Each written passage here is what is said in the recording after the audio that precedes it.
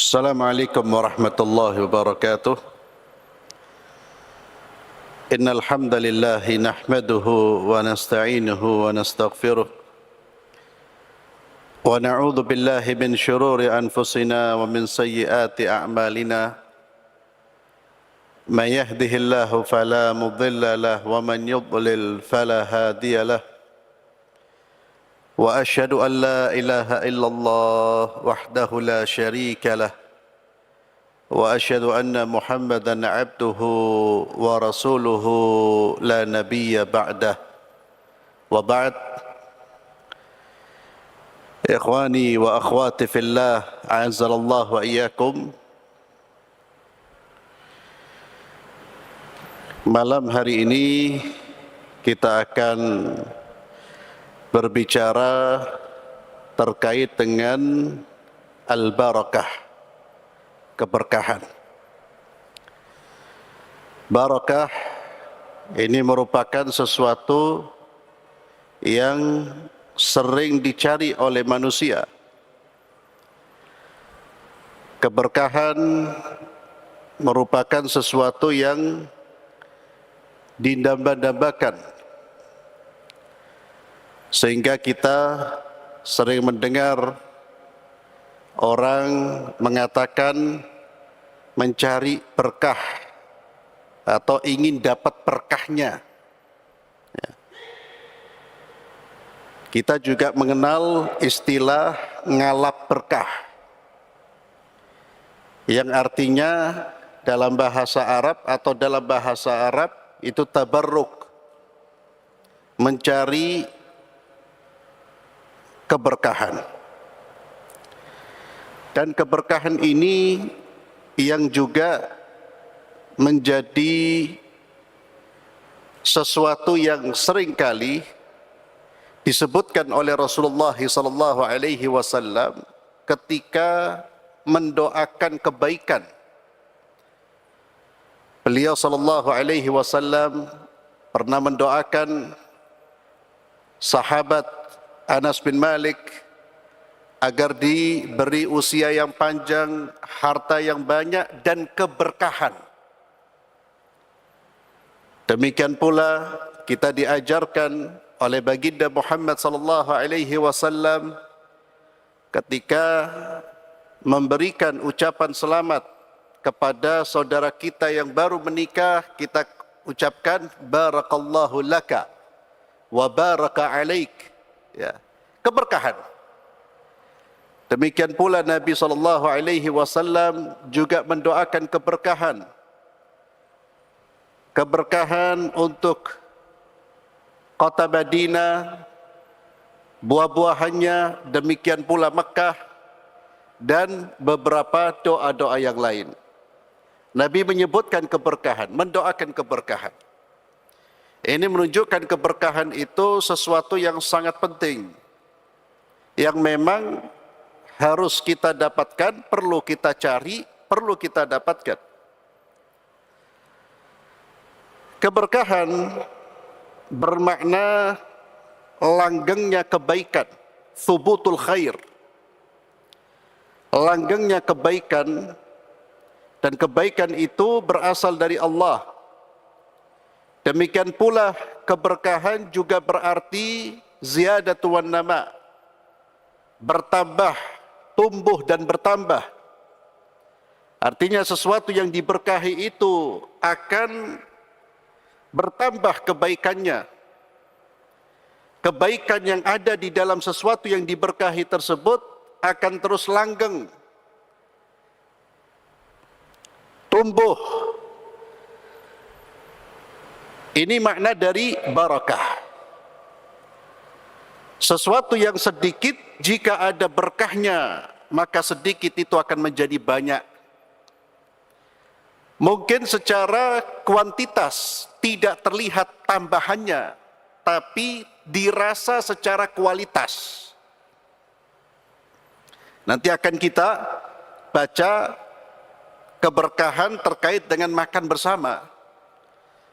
Itu 2 porsi kalau dimakan bersama bisa memenuhi perut 3 orang. Itu namanya barokah. Ya. Ikhwani fillah azzalallahu ayyakum. Kenapa keberkahan ini dibahas dalam atau masuk dalam pembahasan akidah? Sebagian ulama membahas ini dalam pembahasan akidah karena keberkahan ini juga terkait dengan keyakinan. Terkait dengan keyakinan. Ketika keyakinan kita salah terkait dengan keberkahan, maka akan melahirkan sikap dan perilaku yang salah. Kalau keyakinan benar, akan melahirkan sikap dan perilaku yang benar.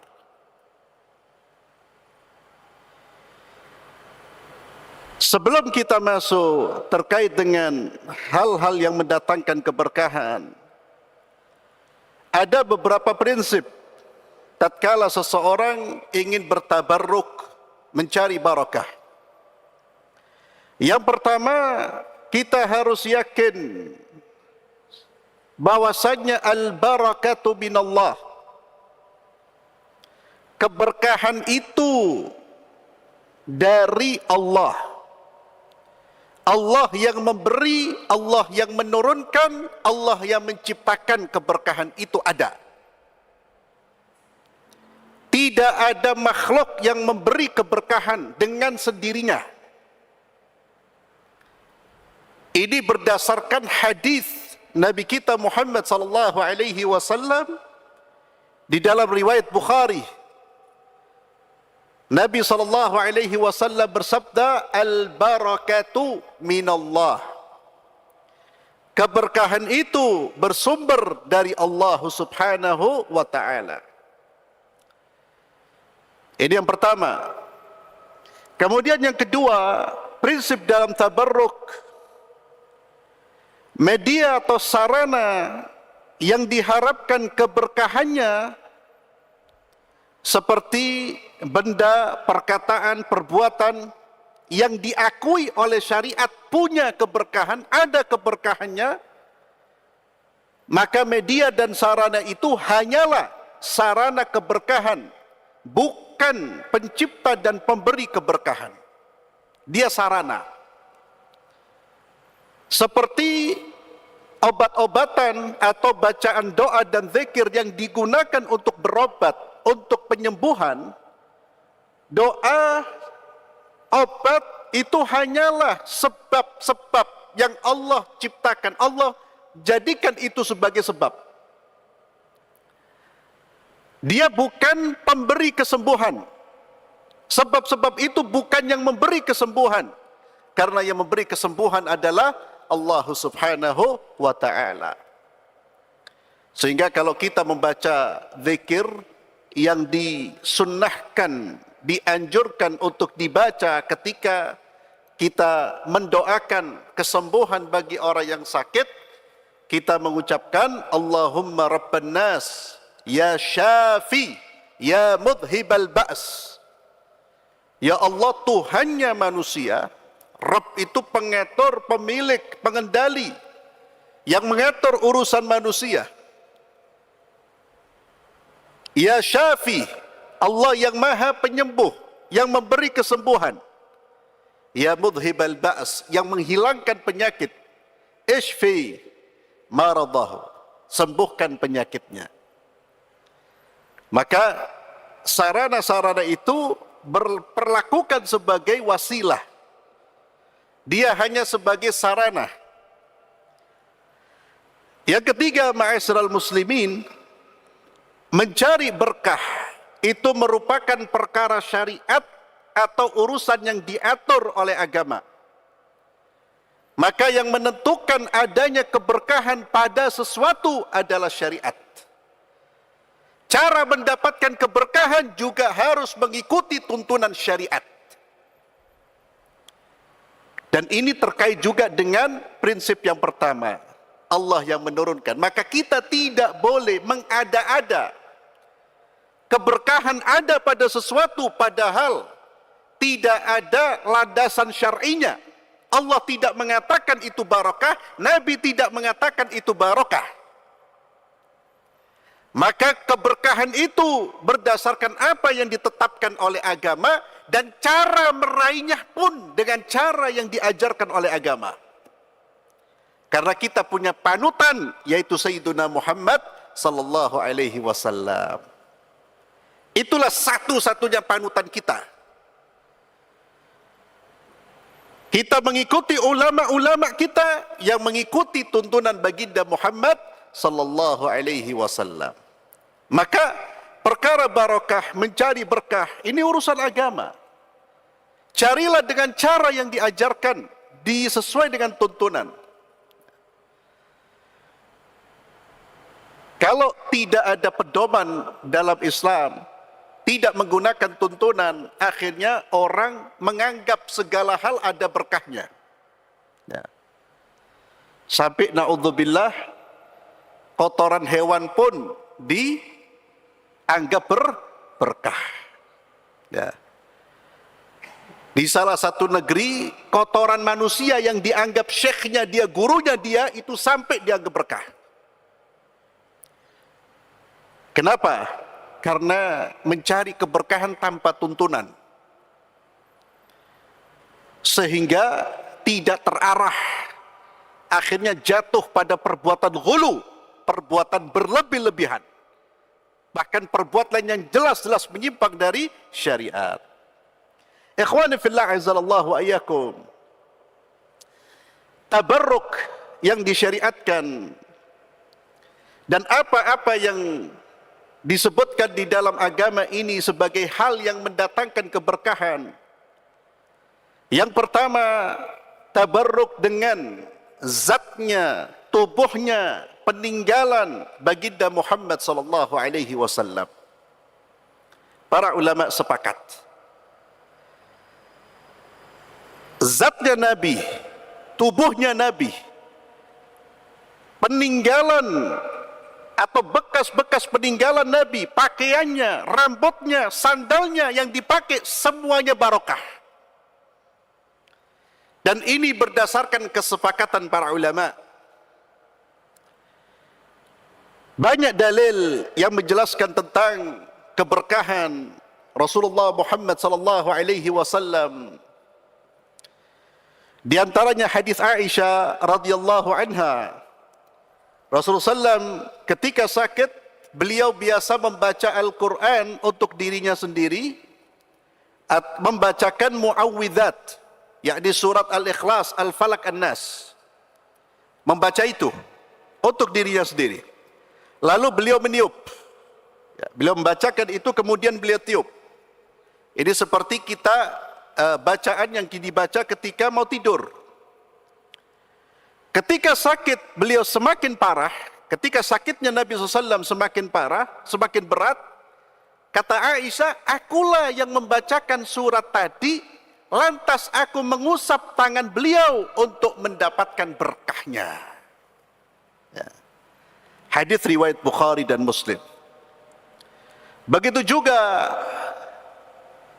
di dalam hadis Abu Juhaifa, bahwa beliau berkata, menceritakan Rasulullah SAW pernah keluar dalam keadaan cuaca yang sangat panas. Kemudian beliau berwudu, lalu melaksanakan salat zuhur dan asar, masing-masing 2 rakaat, yakni dalam safar tentunya. Kemudian dalam hadis tersebut, orang-orang itu ketika itu berdiri, lalu mereka menarik tangan Nabi Muhammad SAW. Fayamsahuna biha wujuhahum. Tangannya Nabi itu dibuat untuk mengusap wajah mereka, atau bekas sentuhan mereka kepada tangannya Nabi. Aku, kata Abu Juhaifa, pun pernah memegang tangan beliau, lalu aku letakkan tangan beliau di wajahku. Yang kurasakan tangan beliau lebih dingin dari salju dan lebih wangi dari wanginya minyak misk. Hadis riwayat Bukhari. Jangankan tangan beliau, keringatnya beliau itu berbau harum. Dan istri beliau sallallahu alaihi wasallam itu mengumpulkan keringat beliau dijadikan sebagai pewangi rumah. Dan itu hanya khusus baginda Muhammad sallallahu alaihi wasallam. Ya. Sekarang cari keringatnya siapa yang bau harum, Pak. Karena memang Nabi yang istimewa. Siapa yang menyamai Rasulullah Muhammad sallallahu alaihi wasallam? Dan beberapa riwayat yang disebutkan di dalam hadis-hadis yang sahih, Nabi sallallahu alaihi wasallam ketika berwudu, air bekas wudunya Nabi itu menjadi rebutan para sahabat. Air bekas wudunya Rasulullah sallallahu alaihi wasallam. Kemudian Nabi pernah meminum. Lalu di sebelah kanan beliau ada seorang anak muda dan di sebelah kiri beliau ada orang yang tua.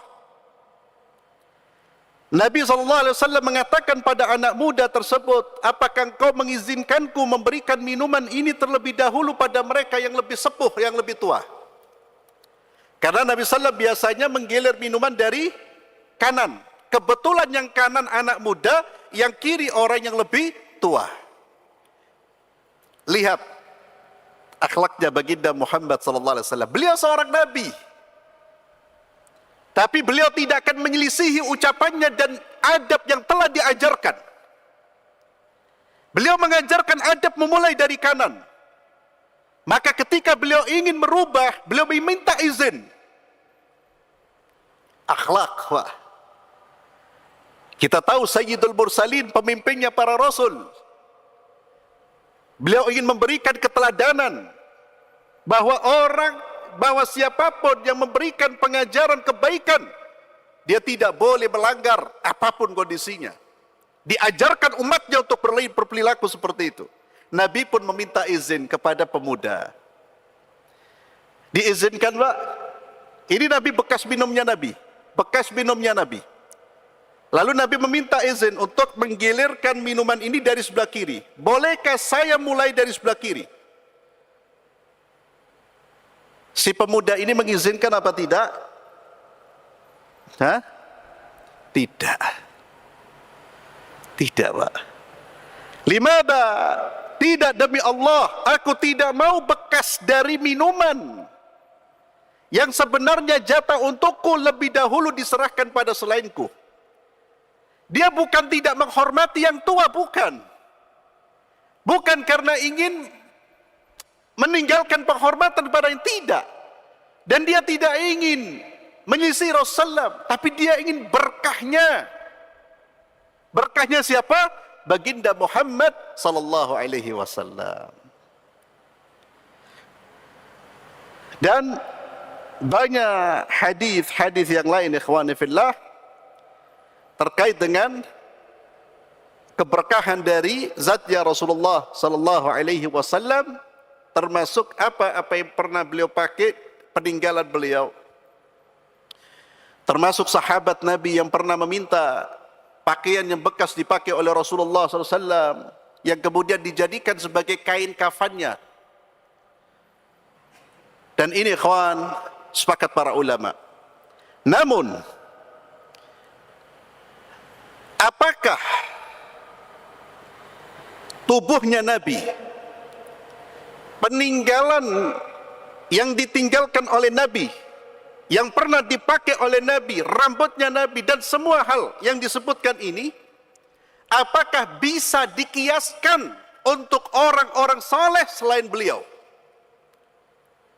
Ini menjadi persoalan. Imam Nawawi rahimahullah, beliau mengatakan dikiaskan. Namun Imam Syatibi mengatakan tidak bisa dikiaskan. Imam Nawawi mengatakan dikiaskan. Artinya, ya orang-orang saleh itu, ya barakah tubuhnya. Ya. Namun Al-Imam Asy-Syatibi mengatakan tidak bisa dikiaskan. Jadi dalilnya apa? Kias. Kias itu analogi, Pak. Kalau Nabi punya keberkahan, berarti orang saleh punya keberkahan. Itu kias. Namun dibantah oleh Imam Syatibi rahimahullah, Imam Nawawi tahun 600 sekian, ya, dan karya tulisnya kita baca. Imam Syatibi wafat tahun 790. Beliau kemudian tidak sependapat dengan pendapat Imam Nawawi. Beliau memberikan alasan. Para sahabat radhiyallahu anhum sepeninggal Nabi Muhammad sallallahu alaihi wasallam tidak didapati dari mereka keberkahan yang ingin diambil oleh selain mereka. Abu Bakar As-Siddiq, sahabat yang paling mulia, dan itu waliullah jelas berdasarkan lisan Nabi Muhammad SAW, penghuni surga. Tidak ada riwayat kemudian sahabat-sahabat yang lain ngalap berkah dari tubuhnya Abu Bakar. Ini alasan. Demikian pula tidak ada yang ngalap berkah kepada siapa? Umar bin Khattab. Pakaiannya dipakai atau tubuh-tubuhnya diusap-usap, apalagi ludahnya diterima. Ludahnya Nabi diterima oleh sahabat. Tapi tidak ludahnya Abu Bakar, tidak ludahnya Umar, tidak ludahnya Utsman, tidak ludahnya Ali radhiyallahu anhum ajma'in. Maka tidak ada praktek seperti itu. Maka tidak ada riwayat pun, bahkan tidak ada riwayat dari salafus saleh. Ini pernyataan Al-Imam Asy-Syatibi. Dan Imam Syatibi ini punya karya tulis yang monumental, yaitu kitab Al-I'tisam. Maka beliau mengatakan demikian. Yang dilakukan oleh para sahabat Nabi adalah mencontoh perbuatan, ibadah, akhlak Rasulullah sallallahu alaihi wasallam. Mereka kemudian tidak melakukan itu kepada Abu Bakar. Namun apa yang ditinggalkan oleh Rasulullah SAW dipakai oleh mereka. Karena masih terkait dengan Nabi. Tapi tidak dengan miliknya Abu Bakar, miliknya Umar, miliknya Utsman, miliknya Ali, dan milik ulama-ulama setelahnya. Ini yang menjadi landasan Al-Imam Asy-Syatibi yang menolak perkataan Al-Imam An-Nawawi, semoga Allah merahmati mereka semua, yang menolak perkataan Imam Nawawi bahwa orang saleh itu dikiaskan. Dalilnya tidak ada praktek. Kalau memang itu boleh dilakukan kepada orang-orang saleh, maka para sahabat lebih layak diperlakukan seperti itu. Dan Imam Syafi'i mengatakan bahwa Nabi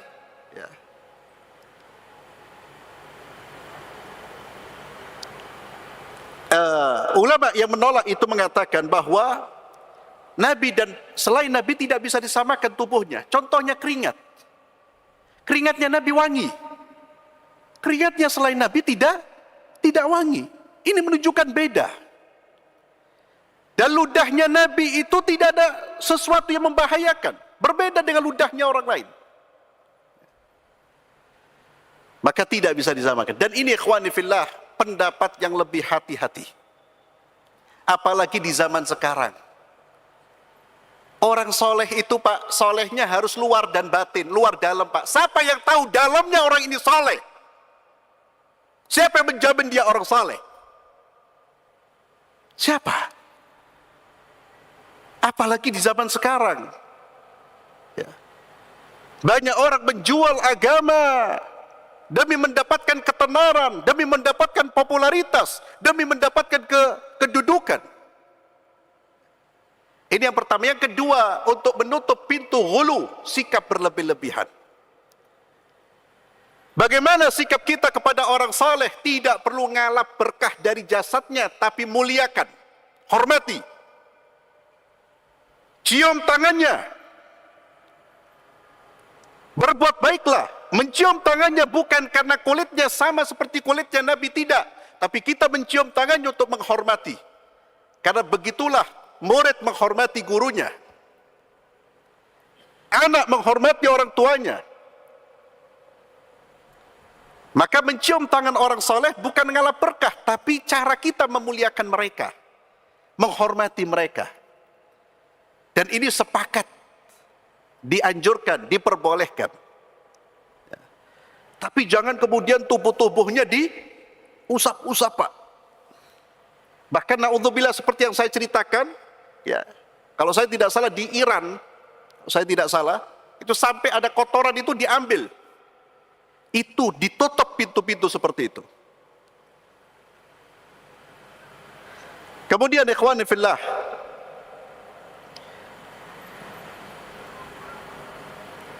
terkait dengan mencium tangan, ini saya sampaikan agar kita tidak salah faham. Oh, kalau begitu tidak boleh menyentuh tangannya guru kita orang soleh. Lah, cium tangannya, ya.